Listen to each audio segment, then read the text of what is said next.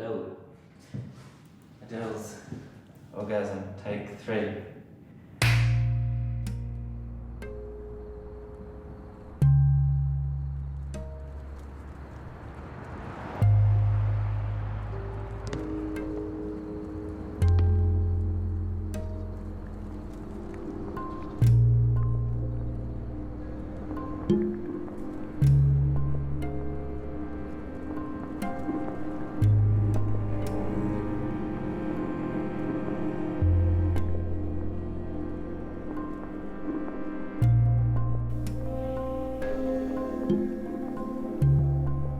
My father was a painter.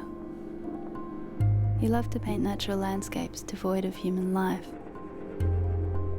To him, the wilderness possessed a profound beauty and emotional range.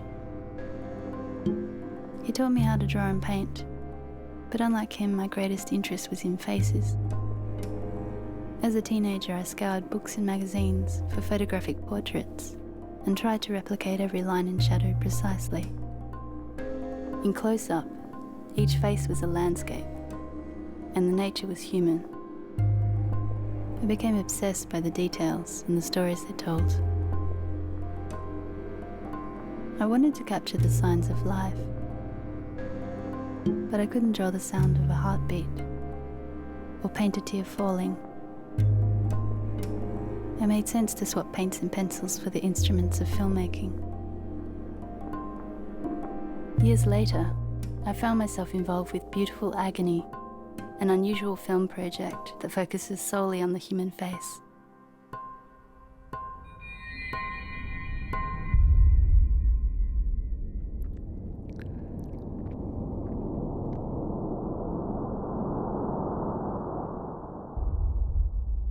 Beautiful Agony is dedicated completely to orgasm. Some would say pornographic, others say art. It's a little bit blurred and it's hard to define. It's just faces, real people experiencing real orgasm. Our oldest contributor would be in her 70s, youngest would be 18. There's no one type of person that submits. Male, female, transgender, bi, straight, gay. Everything under the sun is in agony. This all started in 2004 with just one friend, and now I've got close to 2,000 submissions only 6 years later. People are given a voice and they're able to talk about their experience of doing that project and their sexual histories and their backgrounds. As for location or setup, that's completely up to the person that's submitting. Some people just lay down and just go for it, and other people really think about the aesthetics. I want to see how people honestly go about doing their thing. It's really important. I like to be able to give them the space to explore themselves. It's such a surprise having this footage come back, and it's a little piece of them inside of that. With Beautiful Agony, the thing that has struck me has been the pathos of personalities needing to verify their existence through an act that has traditionally been considered to be ultimately private or ultimately shared with someone else in the same state. With Beautiful Agony, these gestures are like messages in a bottle thrown out from someone on a desert island. They're just thrown out into a sea. Who knows where they're going to go, and who knows who finds them. Beautiful Agony's contributors are anonymous, referred to only by numbers. Every week, new submissions are delivered by locals or travellers and arrive in the mail from around the world. I worked on Beautiful Agony recording confessional interviews with people who had participated in the project, asking them intimate questions about their sexual experiences. I was disarmed by their honesty. Many were reflecting for the first time on their own sexual history. Some told stories of their most awkward moments or the darkest desires. Some would cry. Others would admit things they'd never tell their closest friends or family. And an hour later, we'd go our separate ways, returning to the comforts of anonymity.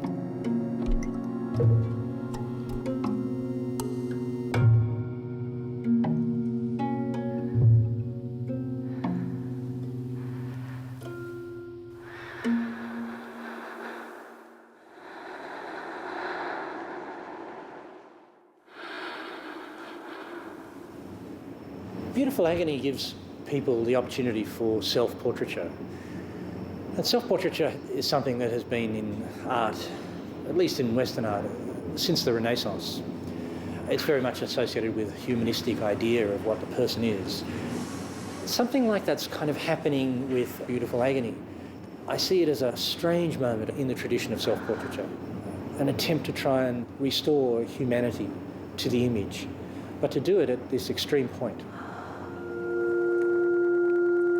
Questioning strangers about the details of their private lives created a fleeting familiarity between us. Off camera, people were often curious about my own experiences or looking for advice.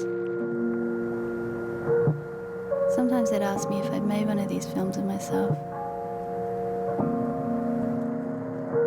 The truth is, I feel uneasy when I'm being recorded, so I've always stayed behind the camera. I began to wonder what it would feel like to share one of your most intimate experiences with an audience you may never meet. So I've decided to attempt a recording of my own Beautiful Agony. It's a personal experiment and a dedication to all those who have come before me.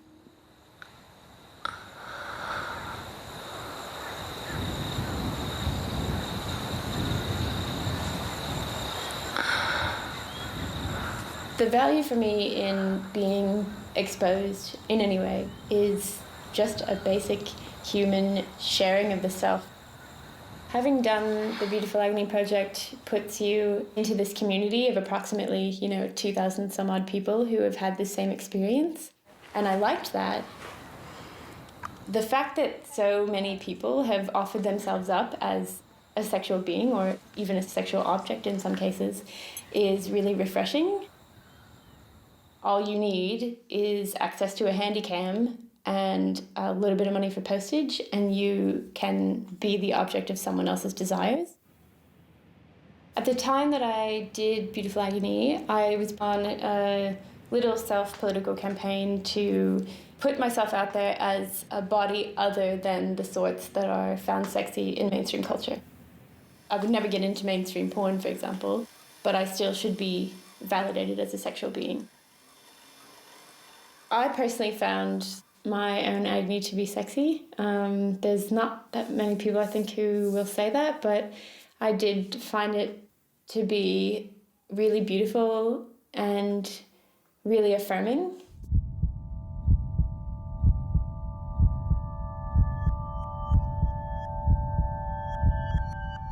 As for editing, if I can leave it that it is from start to finish and everything in between, I will. I don't want to censor people at all. You can freeze frames, roll them forward, backward. You could re-edit them, I suppose.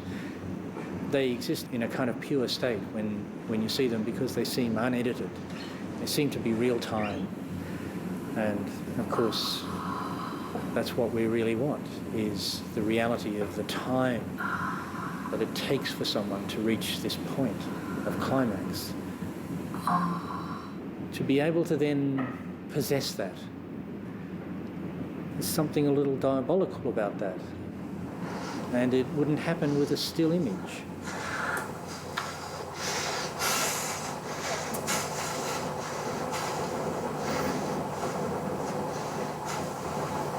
I think honesty is really important in art and in life and in something like Beautiful Agony. Part of doing the Beautiful Agony was I had arrived in a new city. Whenever I do that, I always look around immediately for the most interesting things that are available and try and do them. I'm drawn to performance because I want to tell people something about myself. I do amateur stand-up comedy where I tell stories about my life that really make me look quite the buffoon. I've been a stripper and I've done pole dancing and I've done some slightly more hard-edged stripping as well. Anything related to exposure, exposing yourself sexually, it confirms that you're real in the world because you're walking around like eyes on a stick and you think, is all of this experience only solely subjective? And when you explain it to other people and they experience it the same way that you did, it is a confirmation of existence.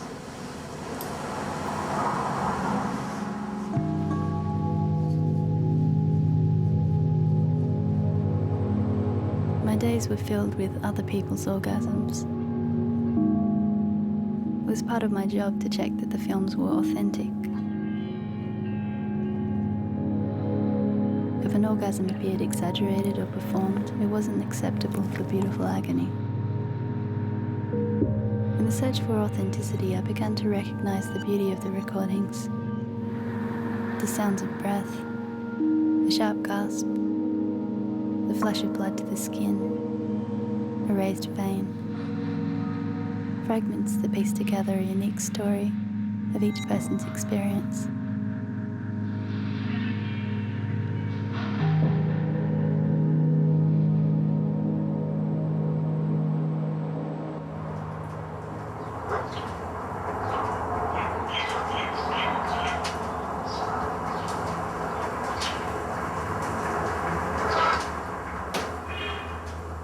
I was brought up, like most people, in a pretty conservative environment. The family life composes a huge part of that. School as well is a place where I felt like sexuality was repressed. You find other outlets for it, and it's up to you to do that on your own. I realized at quite a young age, I guess, that dressing in females' clothes was something that I found arousing. Generally skimpy dresses or things that were suggesting sexuality. Sexual acts are so often associated with guilt and feelings of shame, that they're dirty, somehow impure. There's that expectation that you modify your behavior, which certainly happens, and it becomes then a secretive thing. Men always have such a small role in pornography. They hardly ever appear so intimately with the camera. The expression and the emotion is always taken out of it. But I feel like this clip was kind of the opposite.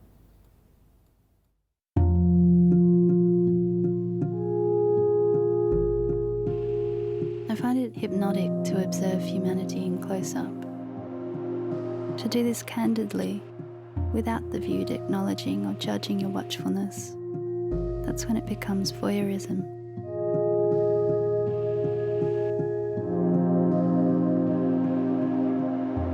Record these images, I remain an outsider looking through someone else's window, distant to the life happening in front of the lens.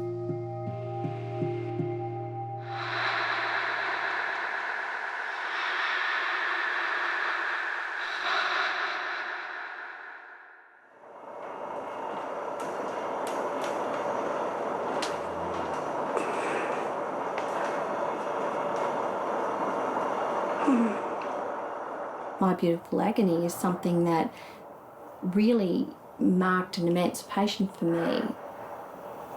It's connected to a pivotal time in my life from when I moved in a different direction.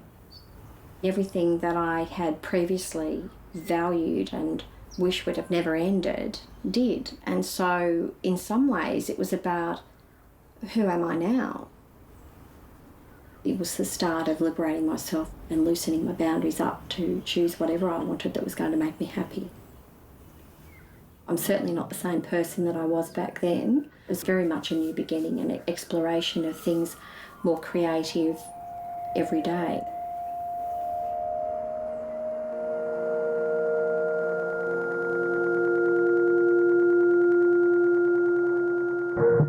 What is beautiful about a film of a face during orgasm?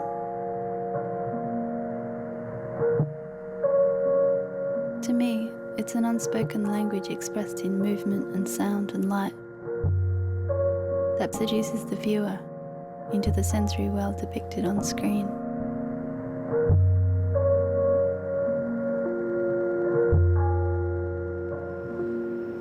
I think the emphasis that you find when you look at someone's beautiful agony is you're trying to see into a completely subjective internal state.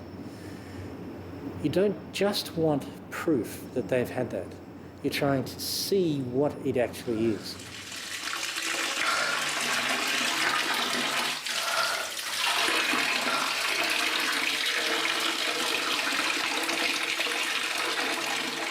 My sexual identity or persona is something that I'm working on all the time. I approach it like some kind of performance art. I take inspiration from drag queens. I want to be more femme than femme. I think that there's power in being 6'5", which I am in heels, and having over-the-top makeup, because it takes it out of the realm of safe femininity tailored to a male counterpart and into its own realm. I mean, drag queens travel in packs, not with a man on their arm.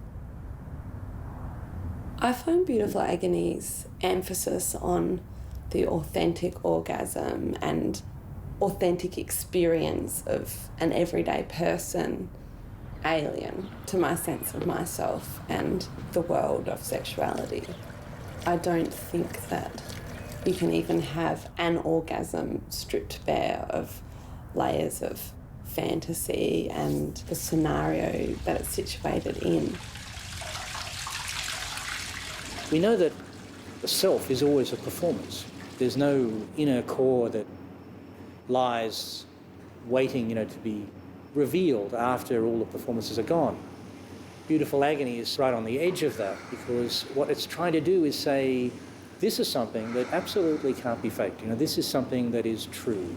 It's a fascinating problem, because the more you look at it, the more you find yourself wondering how much of this is actually real.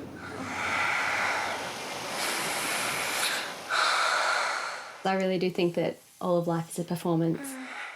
Getting into pornography and erotica is just another expression of that, performing my sexuality. Every moment in life, we're always controlling the way we act, the way we speak, the way we dress, walk. Everything is performed and it's very controlled. But when you orgasm, there's that one moment when you can't control anything. It was very fun for me to be overtly performative in pornography, but it was really great to experiment with going back and doing something more authentic. Beautiful Agony obviously has that emphasis on the real orgasm and the real process of working up to orgasm.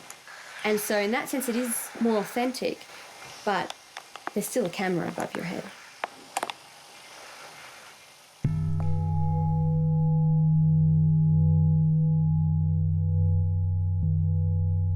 I've been thinking about making a Beautiful Agony film for a while.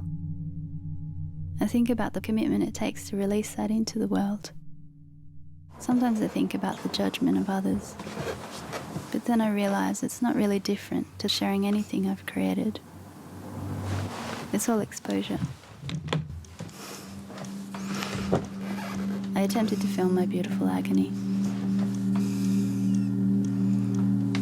I tried filming in my bedroom, the bathroom, and a friend's bedroom.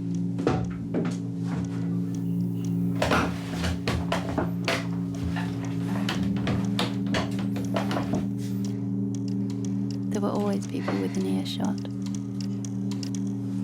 There were heat waves and noisy flies. It's not easy to let yourself go when there are so many elements to control.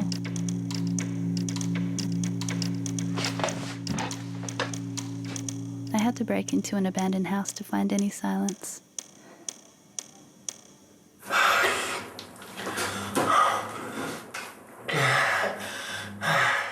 I enjoyed the filterless expression of my personality. What excited me about that was everything that is me comes through It was like me on a canvas. Sexual expression, I mean, your sexual experience is like a really sensitive form of communication.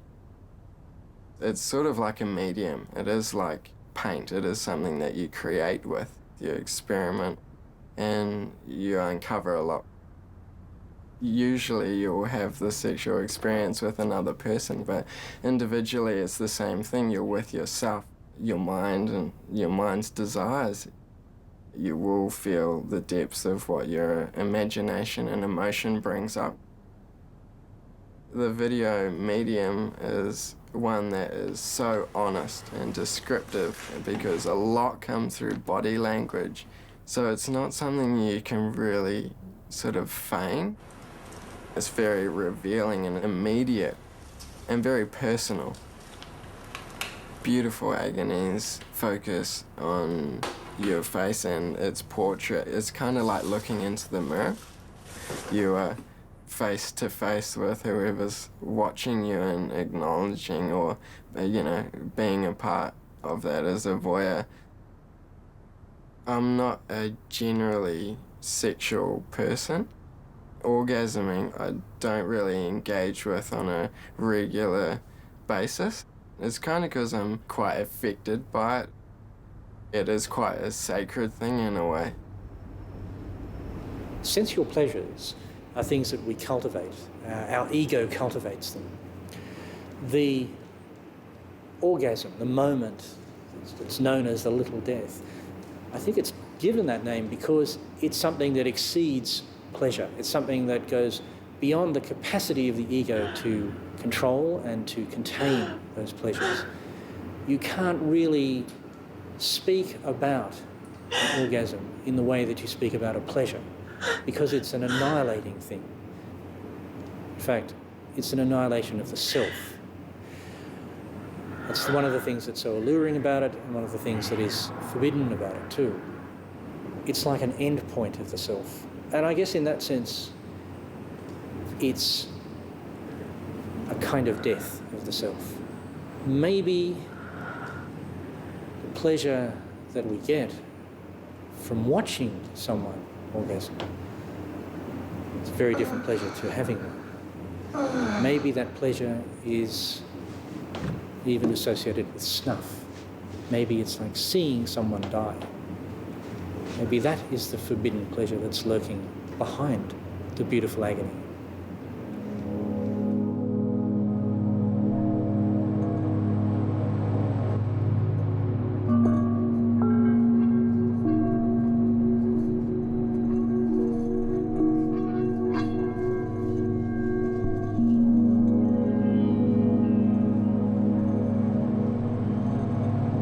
When everything is stripped back, what is left?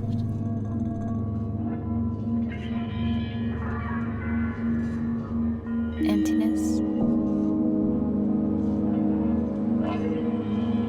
pure energy.